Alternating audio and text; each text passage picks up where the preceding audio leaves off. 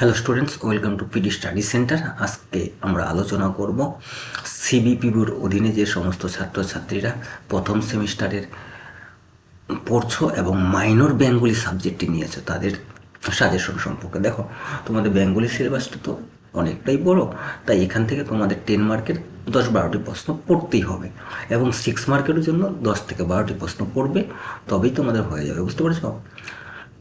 আর আশা করি এগুলো যদি পড়ে যাও এখান থেকে সমস্ত কমন পাবে। দেখো, 10-এর আশা করি 5 থেকে 6টিই পাবে এবং তোমাদের অ্যাটেন্ড করতে হবে 3টি। ঠিক একইভাবে 6-এর জন্য তোমাদের 9 থেকে 10টি পাবে, অ্যাটেন্ড করতে হবে 5টি। চলো একবার দেখে নেওয়া যাক।